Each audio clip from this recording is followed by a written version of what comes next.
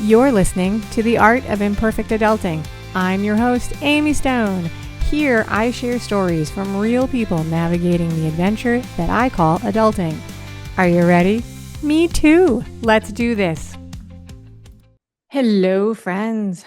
In this episode, I'm going to introduce you to Karen C.L. Anderson. We talk about a time when Karen made the decision to cut off contact with her mom. We talk about why she did that, what were the things going on in her life that led to that decision, and we also talk about what impact making that change has had on her life and her experience.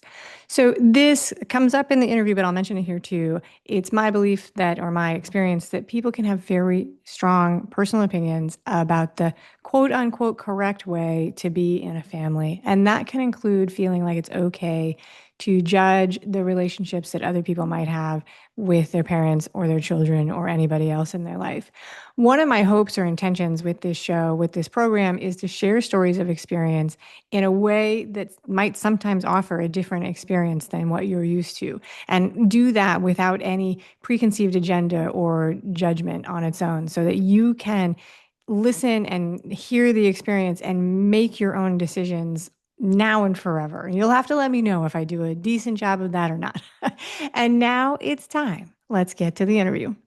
Karen C.L. Anderson, welcome to The Art of Imperfect Adulting. I'm happy you're here today. Are you ready for a fun chat? Yes, ma'am. Let's do it. All right. Yay. I ask everybody the same first question, and that is, what part of the world do you call home?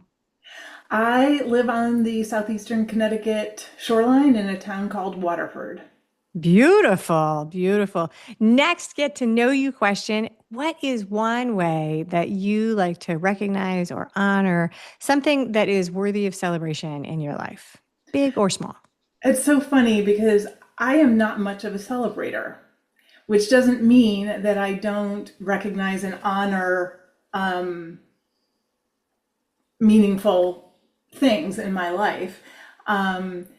But I have just not, I'm not much of a traditionalist in that, like, oh, it's our anniversary, we do this thing. It's just not how we roll. Very good. But that again, it's like in hearing the question and answering it, I do celebrate a lot. And I think, and like, how would I define that celebration? And it's simply a feeling, like allowing myself to have the feeling of excitement Love it. or joy. Love it. That is a terrific answer. All right, Karen, today we are going to talk about a decision that you made, making the decision to cut off communication with your mom. And I think that sometimes the words I see being used for this are going no contact. So the first question that I have for you on this topic is, how long ago was it that you did this? So it was in 2010, towards the end of 2010. And it's funny because I don't know if the word going no contact was used then. Okay. I know that somewhere in there it quickly became the thing. And, the other word is estrangement, which is, Estrangement. Yeah. Family estrangement. Yeah. That's the other word I hear sometimes. Yeah. So it's been 15 years. yes. 15 years. All right. So I'm actually very thankful that you are brave enough to talk about this. It's a topic that I think can bring up strong emotions in people anytime you talk about family constructs and what are the rules for families, because people just get really, really, really strong opinions about this kind of stuff. And so I'm going to ask you a bunch of questions. If at any time I ask something that feels too personal, just tell me to buzz off and we will do something else. So would you describe, and this is not as a judgment question, even though it might sound that way, it's just a characterization of the conversation, things that I think people might be thinking in their head and not asking. Would you describe this as something that was an easy decision that you made for yourself? It was not easy at all. And it was many years in the making. And at the time, it was, I guess, based on my perspective now, it was less a decision than a reaction. Oh, that's really interesting. All right. So what I'm hearing is that even though you could call this a decision, it was you were responding to things that were happening in your life. So you were in a spot where you had to pick one way to go. Yeah. All right. That's really interesting. Okay. So I'm just curious, do you have siblings? Yes, and it's complicated. I am my mother's only biological child. Okay. My mother and my stepfather, who got married when I was 5, they adopted a little boy who was 9 months younger than I when I was 9. Okay. So he And was like 8. yeah, Yeah. and my father and my stepmother, who got married around the same time when I was about 5, they had 2 children when I was 9 and then 11. And I'm very close to my sister, she's 9 years younger than I am. So she's a half sister. So I Yeah. have siblings, but not in the traditional sense.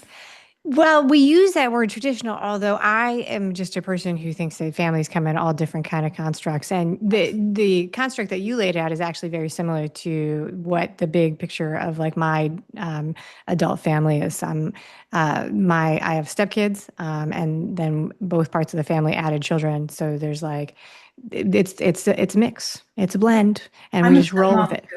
There you go. So, and And I think, we call it traditional, yeah, and I'm never going to say that it's not stigmatized and things like that, but I think that it's a weird thing because it's so common, and yet people still want to hold on to this idea that it's traditional, or unusual or anything like that. So, anyway, those are my opinions that nobody should listen to, maybe not even me, but that is where I weigh in on that. no, I So, agree 100%. so shortly after, part of the story that you shared with me on the intake form is that shortly after you went no contact, after you cut off contact with your mom, your dad died. And this is a double whammy, but they were not, they were divorced and had lived apart for a long time. So this was just both sides of your parental tree just just sort of shrank away all in a very short time. Yes. That's a lot to deal with.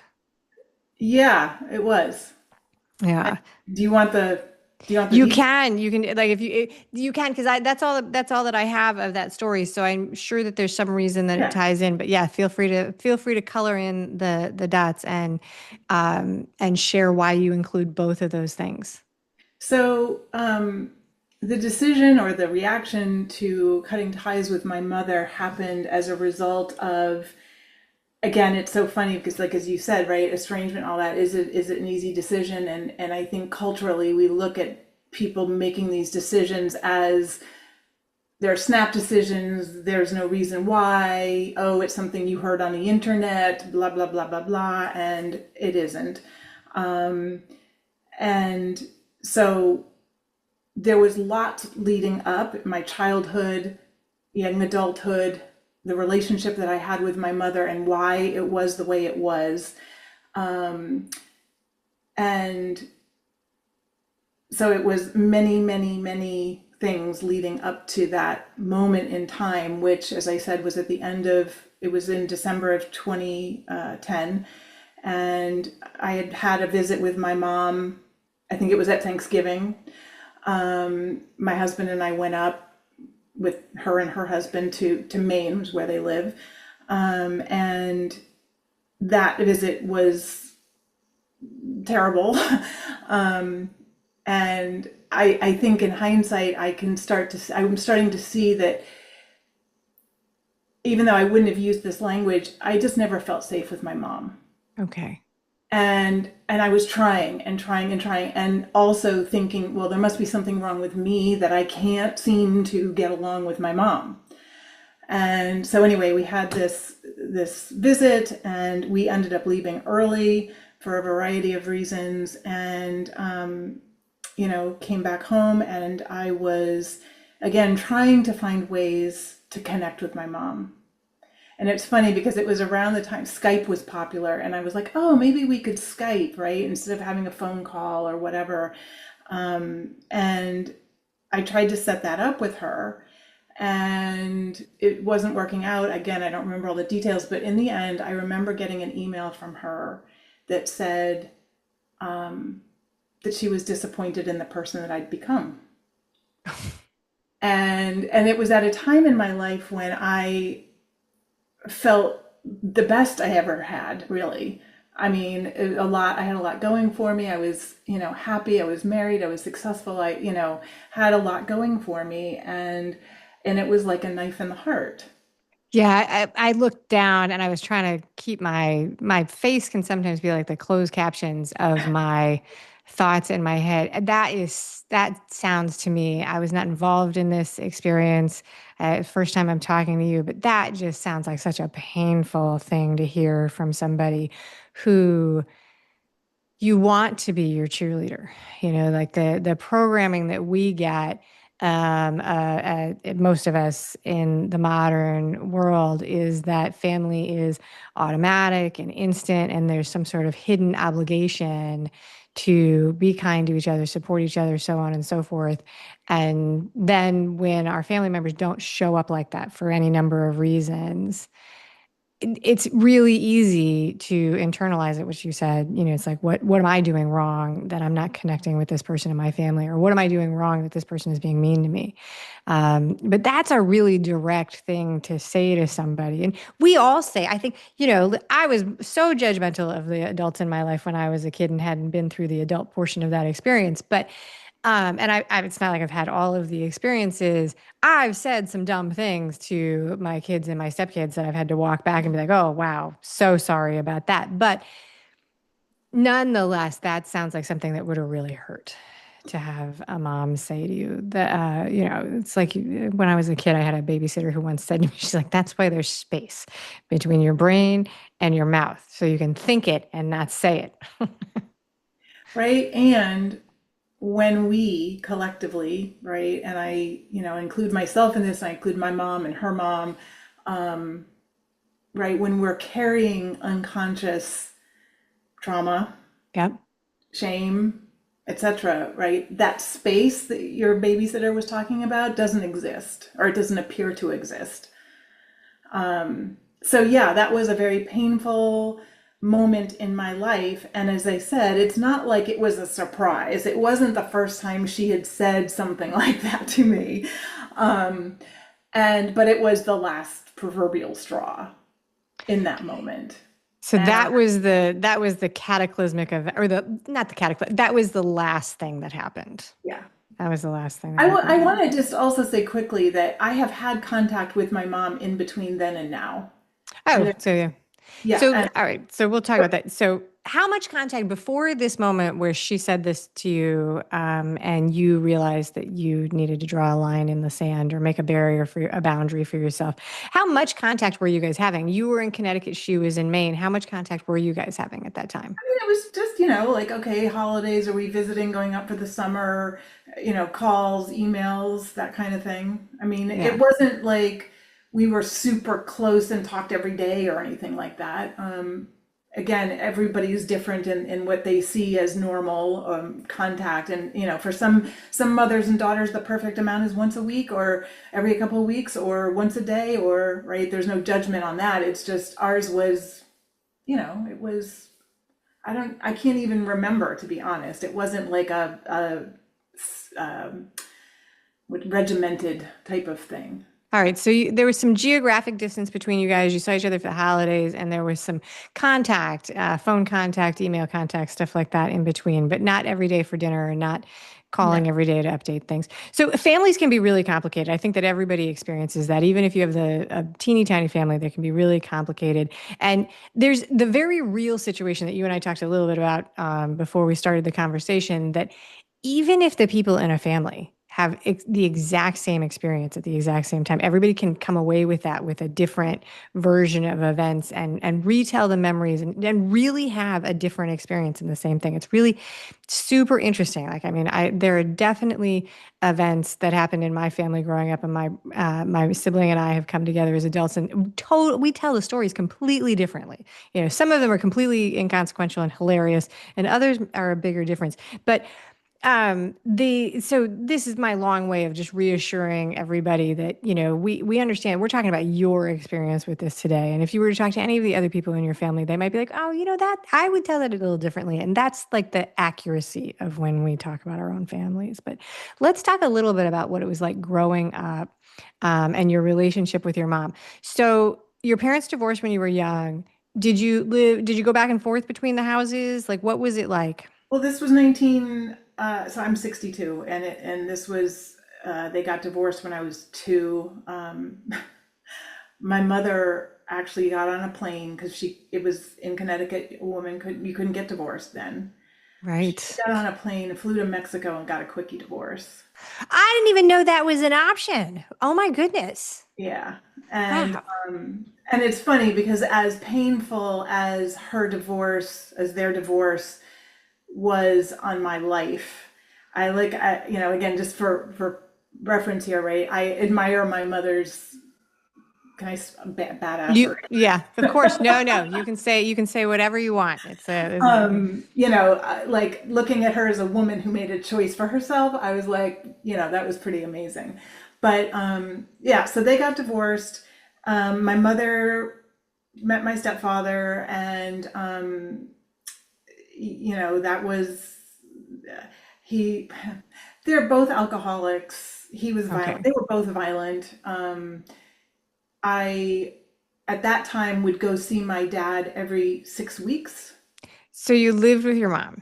I lived with my mom. Okay. My dad lived about, I don't know, 45 minutes away at the Okay. time. So, but as really young, when I was like two or whatever, I guess I don't even remember that. But like, I would see him every 6 weeks. And that continued pretty much up until, because then he moved to a different state. He moved to Rhode Island from Connecticut, which it's not that far. And as I got older and my transportation ability became more Right. independent, right, I got to see him as much as I wanted to. That is the big shift when kids are switching back and forth. At some point, when they become in charge of their own travel, sometimes things change a lot. And they as adults, you get to choose the relationship you want to have with your parents. So that also changes. So your mom, so now as an adult, you've got the experience to look back and realize that your mom and your stepdad were actively engaged in too much alcohol consumption, alcoholism, substance misuse, and that was creating what was probably instability in your childhood experience. But as a kid, you may not have realized that because that was your normal. Right. Who else was around as a support network when you were a kid then? Not many. And it's funny you should say that because I will never forget at one of my various times of having therapy, a therapist asked me about my young life and who Yeah. was around, and I'm like nobody. And she was like, "Wow, you were profoundly neglected." And I But you was, didn't know it. Yeah. Yeah. um, again, it's like you don't know what you don't know, That's right. Normal is a moving target, right? and you can't know what you don't know.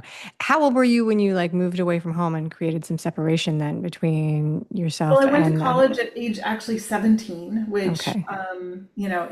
was one small sort of step. Although, now I often describe how, the word enmeshment is Mm-hmm. huge, right? And even though I was distant physically, right, my enmeshment with my mother was there for a very long time. But so yeah, that college was one. Right after college, I moved back in with my mom. Okay. Um, and that was so one piece of the story, which is interesting to me now in hindsight, is that she divorced my stepfather when I was in college. And so then when I got out of college and moved back home, we became like best friends, and this was the early 80s, and we would like go out to nightclubs and drink and dance and meet men. Oh, so when you look back on that, is that a positive memory of you and your mom? Like it was a fun Sort time? of, sort of, but also it's like, ew. Yeah, no, it is an interesting thing. Some people do have very close mom-daughter relationships where they do that, and other people don't Well, in that this way. was unhealthy. At the time, Yeah. it was fun, but I Okay. didn't know what I didn't know. And I didn't know how, I mean, some of her behaviors are Jerry Springer-esque. Okay. All right. So at the time it felt fun to you because it was age appropriate behavior for you. Go to clubs, meet men, socialize. And were you at all aware at that time this is you in your early 20s, were you at all aware of the fact that maybe it wasn't exactly age appropriate for your mom at that time to be hanging out with 20-year-olds drinking and flirting with people? I mean, it's hard to put myself back in that body, not knowing what I know now. But if I had to guess, I think there probably was a part of me, a very, very small part, that knew that it wasn't healthy. But again, because of the dynamic between my mother and me, I, let me back up and say, something that I've learned a lot about in the past 10 years, a lot of people have been bringing this up. It's thankfully, right, is how does the human nervous system work? Yep. That's a Right. So, popular topic. yeah. So there I am, 25, whatever, right? And there was a part of me, I think, that knew that this wasn't healthy, but my nervous system was like, if you don't do this with your mother, you're going to die. Right? Yeah. She will reject you. It would be there's a threat associated with not doing what your mother wants you to do. So she wanted to be, you describe it as enmeshed, which enmeshment is when, you're like woven together. And enmeshment in a family is really, really common. That's why, like you combine your bank accounts, you live together, you share appliances, you share food, all that stuff. But it can be unhealthy. Sometimes when it's combined with substance use, people use the word codependent, Right. because one of the people becomes a supporter of the dependency, but they're similar topics. So at what point do you begin to realize that the relationship with your mom is not good and seek outside support through like therapists or friends or faith-based advisors or whoever it might be? Um, it's hard to remember that time. I remember I had a boyfriend that ended, he broke my heart, so to speak, when I was in my early 20s. And I remember getting therapy after that. I don't remember specifically if my mother came up or not. Again, it's like the kind of thing where I talk a lot about internalized shame, and it was so much me thinking that it was my problem, not her. So it wasn't like I was going out seeking like I need help figuring out my mother. It was Okay. what's wrong with me. All right. Um, so I'm drawing a little bit of a blank, to be But honest. you were reaching out for support resources starting Yeah. from your 20s, in a variety of ways. At what point because part of one of the things you brought up in the intake um, is the shame and the connection to trauma. At what point do you realize that that was a part of your past? Good old Brené Brown. Really? Yes, I remember it Okay. was what 2009 or something when her big TED Talk broke out onto and I remember going, "Oh, I have shame." All right. So she did. So I think she's done two really epic viral things. One is about vulnerability and the other is Yes. about shame. So that is such a modern thing. It's really interesting because I've had several conversations with people who have had had self-diagnosis sort of clues from things like, a TED Talk or TikTok or whatever it might be. And they sometimes get pushback from, professionals or people in their life, like, oh, you can't go by that. And having just had all these conversations with people, I'm like, I don't know. Like, it seems to be very helpful for people to have this like external thing that brings them into awareness and offers a perspective that all of a sudden shifts. It's like, oh my goodness, this was a missing piece that I didn't have in my self-diagnosis. So you watch the TED Talk and you realize that you were feeling shame. Did that feel like a lifting of a weight off your shoulder, or did it feel like it was opening Pandora's box? Like, oh my gosh, what now? Both. Okay. I mean, what's interesting is that, and I write about this in a book that I wrote, is that I learned about it, and then it was like, okay, I'm going to get rid of it. Like, now I have to get rid of that shame, and then now that I know what the problem is, I'll get rid of it and I'll be good. And what was really interesting is that, I tried, I was like, and I kept thinking, I have to find the answer. I have to figure it out. How am I going to get rid of this shame that is so painful and that, impacts my life in so many ways that I don't want it to. Um, and the more I tried and couldn't, the worse it got. Because I'm like, oh, Mm. there really must be something wrong with me, that like EFT isn't working and acupuncture isn't working and meditation isn't working and thought work isn't working, right? Like, because I still have this experience.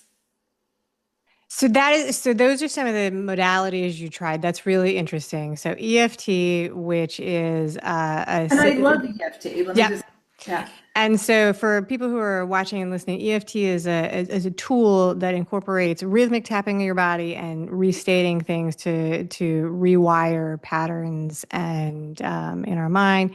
Um, Thought work is a branch of cognitive behavioral therapy is applied by the coaching world, which is, the really powerful idea that we can use the amazing prefrontal cortex to be intentional about the way we experience our life. And the other one was Well, just like, like and acupuncture. yoga and, Yeah. like all the things that you can imagine, I've tried, Yeah, I believe it. I believe it. So the acupuncture, so was it the sort of thing where it was like really kind of unable to connect with your body and relax because you're unaware of the pressure or It's interesting you say that. No, I mean, I could relax. It's not that I couldn't relax. But I didn't understand shame okay. the way that I understand it now. All right. So you go on this self-development sort of mission. You're trying to excise the shame from your body as if it was a scab, right? Like a patch on a pair of jeans or something like that. And you go through this, and this takes you on a self-development sort of trip, like journey and expedition. You're learning a lot about yourself. And so this is going on. This is between, your when you are coming of age to 2010. This you still have a relationship with your mom. You are working on yourself. In 2010, you have this Thanksgiving experience with your mom. It comes to a head, and you decide that it's the best thing for you to do to limit your exposure to your mom. Do you want me to What? tell you what I said? Yeah. I So just basically, I was I got curious the, whether or not you said anything or you just sort of just stopped.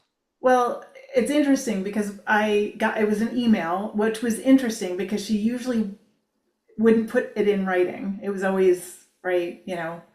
So I was like, okay, well, I actually have it here in writing, how she actually thinks about me and feels about me. Um, in the email, she had also sort of outlined, she accused me of things. And I started to write back. I was like, oh, like angry and hurt and upset and wanting to prove her wrong. And I started to take each of the things and say, no, blah, blah, blah, and explain. And something came over me. I don't know what. And I just was like, no. And I deleted it all. And I said, based on what you said here, I don't ever want to see or talk to you again. All right, that is definitely drawing a line in the sand. And I'm super curious. Like, so you write her back in an email and you're like, I don't want to see any. Does she just, accept So that here's and what's walk away interesting. and be quiet? Or what At the happened? time, I had a blog. Okay. So, and this brings in my father's death and just some interesting things. So I had a Gmail account, so I blocked my mother's email, so I don't know if she wrote back to me. Um, my father dies unexpectedly the day before New Year's Eve. That in and of itself is a very fascinating story. I wrote about it in my book, so if people want to read about that, they can. He dies unexpectedly. He lived in Florida at the time, and I don't remember how many days later I blogged about his death. And my mother, I guess, was reading my blog, and she emailed my husband and she said, "Did Karen's father really die? I can't find an obituary." And I was like, "Did Karen's father really, like, she Right. thinks that I would like blog about that and it's not true? Like, what?" So, oh my goodness, that must have felt very, very strange. All right. So you cut off contact as a way to reduce the aggressive attacks. Yeah. And you set a boundary for yourself. You block her. She still knows how to reach your husband. She's reading your blog. So she's continuing to do some outreach to you and so on and so forth. You said that reducing the contact, going no contact with your mom, it allowed you to heal and unshame this childhood trauma. I'm curious, like whether or not that began to happen instantly after making the decision, or if there was sort of like an unfolding, unpacking. It took some time before it was allowed to bubble up. Yeah, I mean, it was certainly a turning point, right? We can't Yeah, deny that that was something was aware in me that said you got to take care of yourself in a different way. But I didn't like it wasn't instantaneous. It wasn't like I flipped a switch and now I'm all great. Because at the time in my head, in my body, I was still enmeshed with her. yeah, So even though I had that boundary, what I understand about boundaries now is that they are about us, yeah, right? And how we want to think and feel and act in the world. yeah, So I was still very much in reaction to her. And so I was trying to do all those things, right, to yeah. relieve myself of shame and the guilt and the maybe there is something wrong with me, and I'm trying all these different things, the EFT, all that, right? Um, and I learned about coaching a couple of years into that. Also, concurrently, what was interesting is that I became my grandmother, my mother's mother. I became my grandmother's legal guardian in Okay. 2011 and was her legal guardian until she died in 2015. So that was another interesting piece because I was required by law to communicate with my grandmother's heirs, which was her three children, including my mother. Yeah. So, but what's interesting is that I learned about coaching and I glommed onto this idea that like, oh, I can bring these coaching tools to my relationship with my mother and fix it. Okay. So you were still like you were hoping that this could be repaired and this would be fixed and Because at one point and again, it's hard to remember the exact timeline, but it was in that 2011, 12-ish timeline that she sent me a letter in the mail and she basically asked me what I was going to do to fix things. okay. And I was, it's funny, I'm noticing a little bit of shame wanting to creep in here. I was naive enough to sort of be like, oh, I can, now I can fix this because I have these coaching tools. So, and as somebody who's listening the first time and doesn't know you or your mom or any of the backstory, so I could be way off in left field. One of the patterns that I hear in the things that you've mentioned, and I'm curious whether or not you would say that this was a part of your relationship. It sounds like you were taking responsibility for being the care, like for the relationship, maintaining the relationship.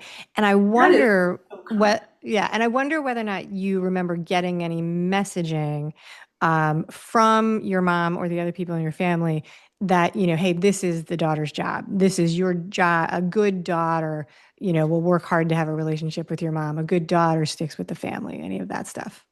What's interesting is that my mother and her father, for that matter, and they were divorced too. She was estranged from them at various times. So it's not like Uh, she had any kind of good daughters do this kind of oh, thing. so yeah, so you didn't get that. All right. But I did.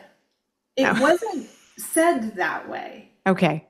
right? It was um if you want my approval, if you want me to love you, you will act a certain way. You will Okay. be less than me. You will not outshine me. You will do as I say. You will be there for me. Like it wasn't, it was energy. It was the energetic, it was our nervous systems reacting and adapting, right? Yeah. And as a child, my nervous system, anybody's nervous system, is determining based on the nervous system's perception of what's happening. If I do this, will I stay safe? And Yeah. I learned that this behavior keeps me safe. And I learned that staying small and not outshining my mother and not being too happy and not being too exuberant and not being too anything, which on the one hand, she disdained and didn't like, Yeah. right? She had a lot of contempt for me. Um, right? So it was just like it's like she didn't like me, and when I tried to make her like me, she didn't like it. Yeah. So one of the theories about one of how this happens, right, is that, as a child, you're doing your best to keep yourself safe, as Yeah. everybody is, and that you develop patterns as a kid that make sense as a kid. They don't always keep working as an adult, and they don't even make sense sometimes when you look back as an adult. But this is where these stress responses come in, which is the fight, flight, freeze, and then fawn, which is the people pleasing, try and behave in a way that you And were there's in it. one called flop too. And flop, which is just, play dead. Yeah. Yeah. So so yeah. So those that and they don't you don't know that this is what you're doing when you No. do it. And you do it because it's the right way to do it. And then you grow up and you realize, hey, this isn't serving me anymore, which is when she sent you that email that you were like, okay, it doesn't serve me to try and behave in a way to do this. She's going to keep on egging me on. When you cut off contact, would you say that your hope or your goal that you were working towards was still actually as a way to repair this relationship and have a strong relationship with your mom? No. Okay, what was the goal then of cutting out? What was your hope I when you mean, cut at off that contact? time, I thought that this was it. It was done. Okay, done, finished. I'm not Finished. gonna, yeah. And I didn't have hope. Okay, no hope. What has been the impact and the change that has happened in your life as a result? And this is now 15 years. How has your life changed as a result of cutting off contact with this part of your family? Um, it's been up and down and up and down, but overall, the amount of um, contentment that I have in my life, the ability to know myself the way that I do, right? I am not one who's going to say, oh, the silver lining of having an abusive mother is that I became content in my life, right? No. Um, but also, yeah, um, it's a gift. It's a huge gift. Okay. I also, I have a tendency, I am a big picture thinker. I see patterns big in the big wide world. And I see this is evolution. And Okay. as as humans evolve, right? And now why are all these kids going no contact and all that, right? It is, I think, because we are shedding patterns, centuries old patterns, thousands of years patterns that don't serve us anymore, right? So it's like on our individual nervous system level, right? As you said, we learn that this keeps us safe, and then we learn that it doesn't work for us anymore. And I think collectively, that's what we're doing as well. Right. So then you were able to, when you did this, you were in a position where you could stand on your own 2 feet. You did not actually require your mom's involvement in your life to be safe.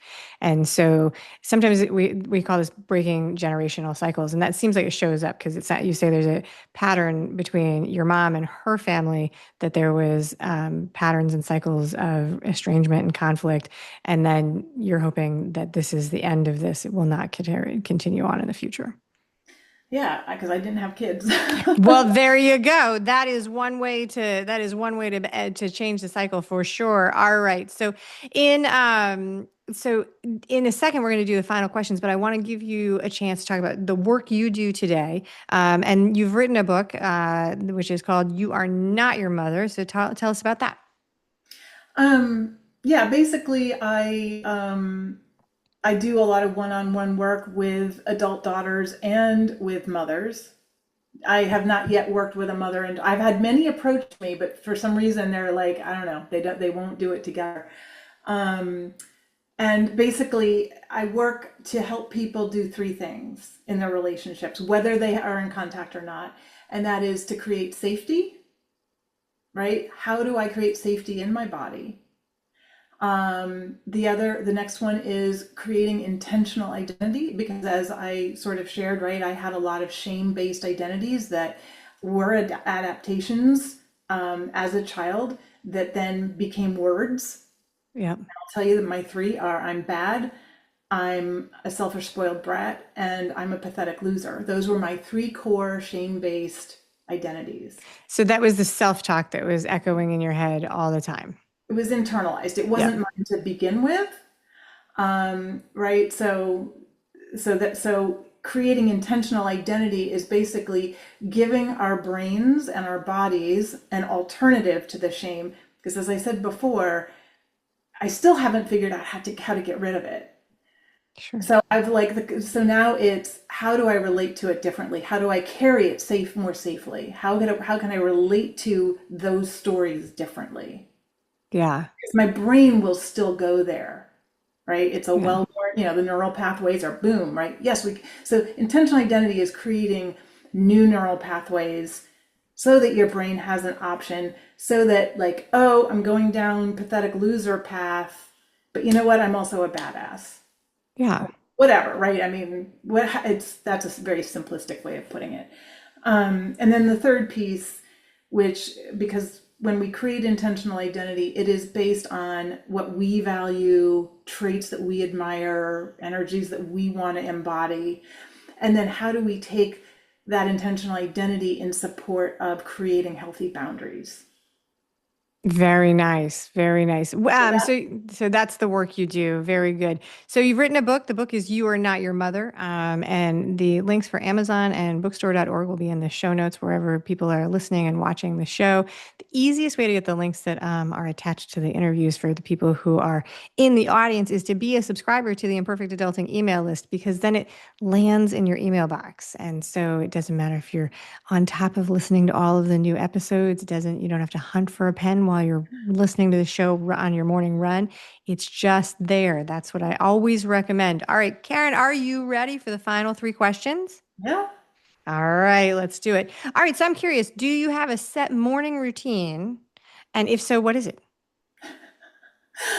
I wake up, I look at my phone, I pee, I weigh myself, I get my coffee, I play words with friends. Very good. Very good. That's it. That's a set routine. I love that. It keeps you like on a routine, and you can do I love that you were very honest about that. That's so good. I love it. All right. For entertainment, do you prefer reading books, listening to music, watching TV or movies, or something else altogether? Reading books. Reading books. And do you read, this is my unplanned follow-up question. Do you read like physical books or like an e-reader? Both. Both. I All read right. my novels on my Kindle, and all my other, like, nonfiction, I buy the book. Very cool. Very cool. All right. Now, what is one food, either a snack food or a dessert type thing, that you find hard to resist or say no to? Italian ice, Ooh, lemon or cherry lemon, or strawberry.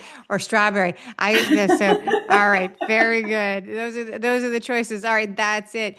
Karen C.L. Anderson, thank you so much for being an amazing guest today on the show. Thank you. It was awesome. You are very welcome. Thank you for listening today.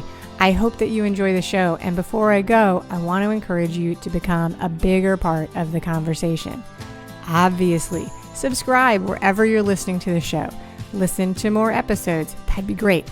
Again, please write a review and tell your friends about the show. That truly is a great help for getting the show in front of new people. Okay, but more fun for you yourself, head over to imperfectadulting.com and join the email community. You'll get some free stuff right away, and that way you'll begin to get the emails about the podcast. This includes the links for the special offers from the guests, and it's the only way to get that. Also, if you aren't in the mood to listen, I actually include an article directly in those emails. Whee! Now, if you love this and you crave more time with me, Amy, as a coach, a mentor, or just adultier adult, numero uno, check out The Village. If you have a story you want to share with the listeners, I'd love to hear from you. I have an open application. Just let me know you want it. And that's a wrap for today. Until next time, remember, the journey is the destination. Ralph Waldo Emerson said that, not me. Well, until just now, I did just say it. But what I want you to hear today is that if your adulting journey isn't going the way you expected, that may not mean that you're lost. It may just mean that you're on your way. This is Amy Stone, signing off.